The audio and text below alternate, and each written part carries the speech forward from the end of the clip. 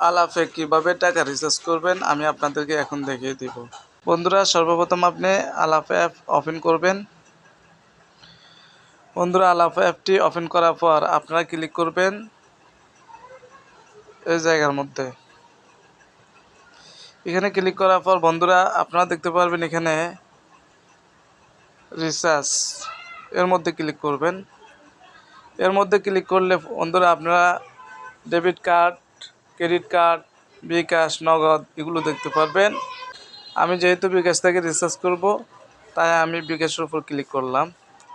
বিকাশের উপর ক্লিক করার পর বন্ধুরা এখানে অ্যামাউন্ট আসছে, আমি 20 টাকা রিচার্জ করি আপনাদেরকে দেখিয়ে দিব। 20 লাগার পর আমি কন্টিনিউর মধ্যে ক্লিক করলাম।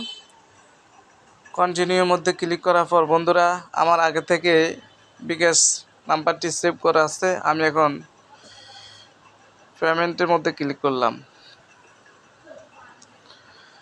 পেমেন্টের মধ্যে ক্লিক করার সাথে সাথে দেখতে পারবেন বন্ধুরা বিকাশ অ্যাপ ওপেন হয়ে গেছে। এখন আমি পিন নাম্বারটি দিলেই আমার টাকা রিচার্জ হয়ে যাবে। বন্ধুরা পিন নাম্বারটি ওঠানোর পর আমি কনফার্মে ক্লিক করলাম। ক্লিক করার সাথে সাথে বন্ধুরা দেখতে পাচ্ছেন আমার টাকাটি রিচার্জ হয়ে গেছে। এভাবে আপনারা বিকাশ থেকে আলাপের মধ্যে টাকা রিচার্জ করে নিতে পারেন। বন্ধুরা ভিডিওটি ভালো লাগলে আপনাদের টাইমলাইনে শেয়ার করে দিবেন।